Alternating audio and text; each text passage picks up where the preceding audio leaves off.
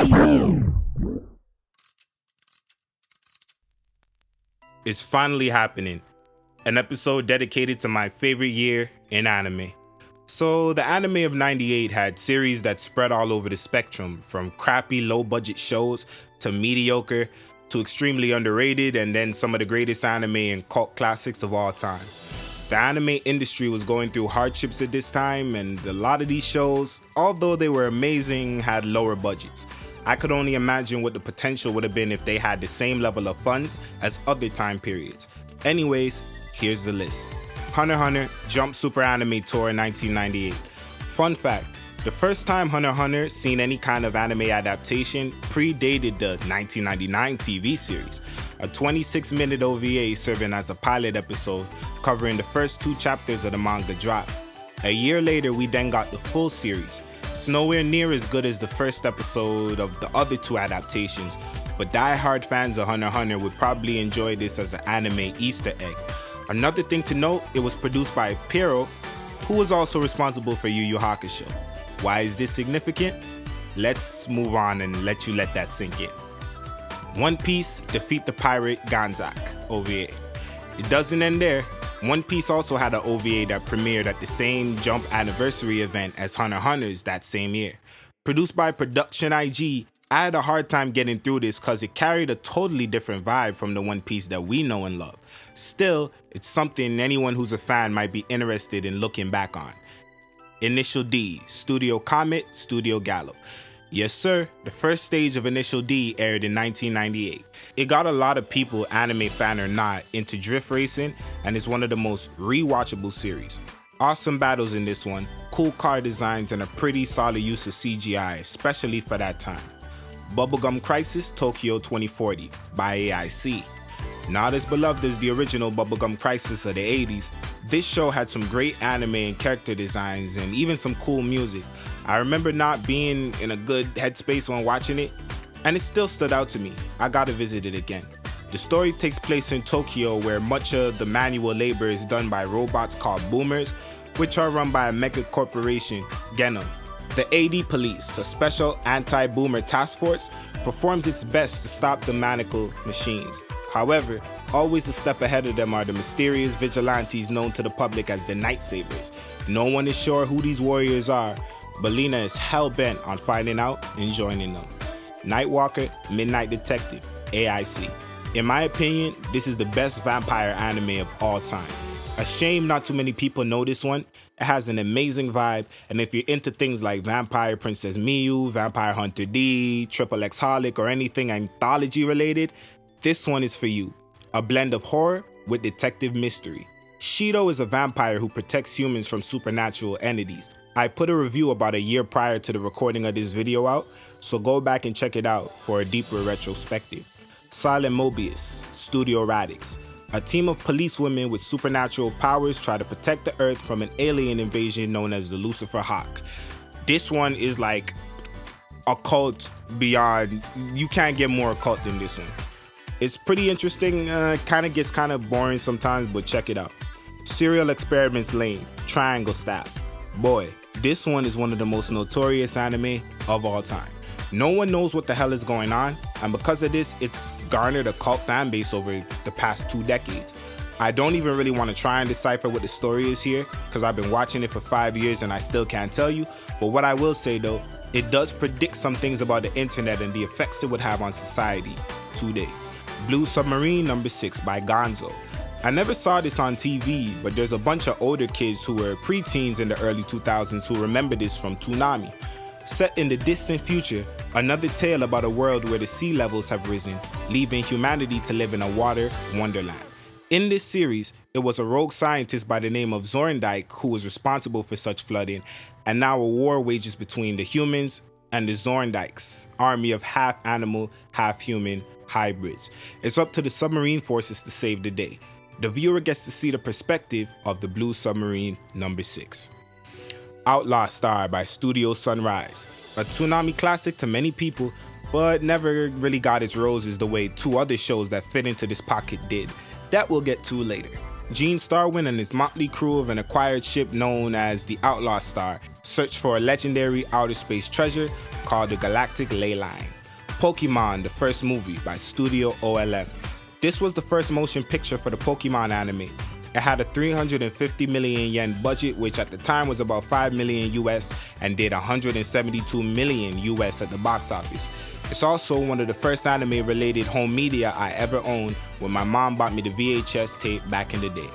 Shadow Skill by Studio Dean. The warrior kingdom of Karuta is home to the fiercest fighters in the world. Men and women who live solely for the chance to fight and become the greatest in the world. And no one is so intent on this goal as the young Gao Ban, who dreams of becoming a new generation of warrior. He and his adopted sister Ellie, their companions and the legendary Scarface train, and battle for the mastery of the Shadow Skill. Awesome fights in this one. This also has one of my favorite anime openings of all time. Gaararaki by Studio Sunrise. In ancient Japan, the Gowa family created a demonic armor in order to defeat their enemies. Hundreds of years later in the 2010s, this armor is exploited by the Gowa in the development of tactical armor for military usage and the usurpation of Japan. This anime is notorious for being very political. It's kind of slow. Cardcaptor Sakura by Madhouse. Probably the next biggest magical girl series right behind Sailor Moon. The story focuses on Sakura Kinomoto, an elementary school student in Japan who discovers magical powers after accidentally freeing a set of magical cards into the world. She must retrieve the cards to prevent catastrophe. Neo Ranga, Studio Peru. An ancient god called Ranga awakens on an isolated island in the South Pacific where it's been sleeping and forgotten by mankind. Three sisters residing in Tokyo, Minami, Ushio, and Yuhi Shimabara, find out that they have inherited this island kingdom along with Ranga. Kite, Arms. A movie I've seen a bunch of times, phenomenal. So what we have is a prepubescent girl working for an organization of assassins who kill people that rape young girls. Great fights, very organic animation and art style. YuGiOh from Toei Animation. Yup, this show that we collected cards and built decks to and watched every weekday after school first aired in Japan on April 4th, 1998. The story of Yugi doesn't need to be told, but it needs to be said that it's a definite classic. Eat Man 98 from Studio Dean.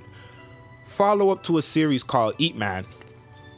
An episodic tale following a man named Bolt Crank who is known as an explorer, which in this series is a type of mercenary.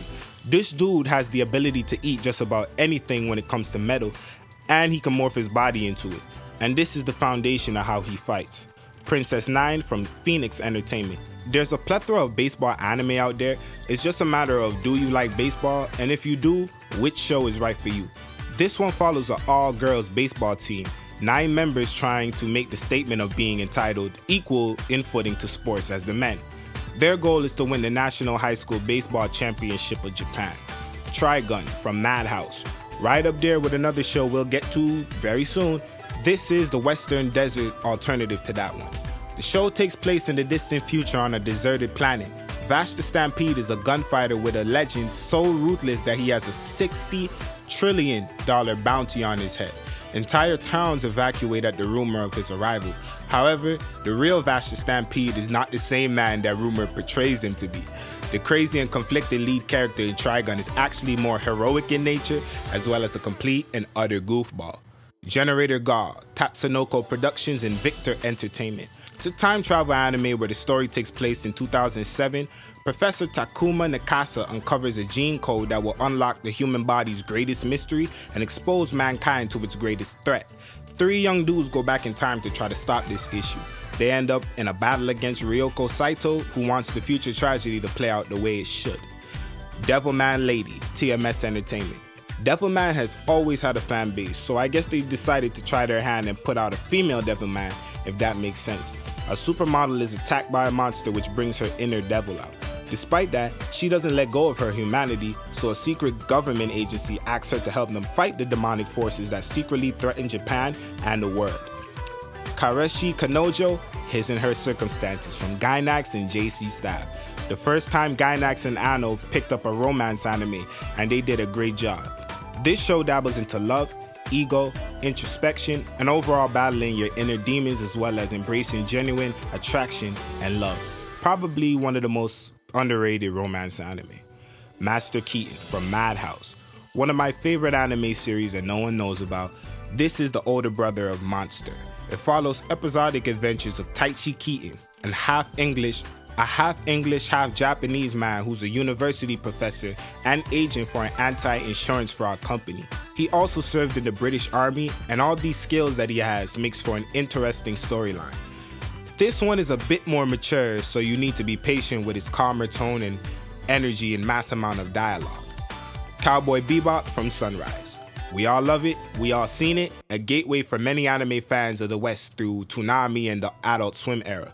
A classic space opera, awesome dub, memorable moments, check this out. Listen man, 1998 was one hell of a year in anime, and pretty much 90% of these shows maybe 98% of these shows that I talked about today, I have sitting next to me on my bookshelf. I just love this year so much. Let me know if you do. Like the video, comment down below what y'all want to see next. I'm out. Thanks for watching. Anime Back When.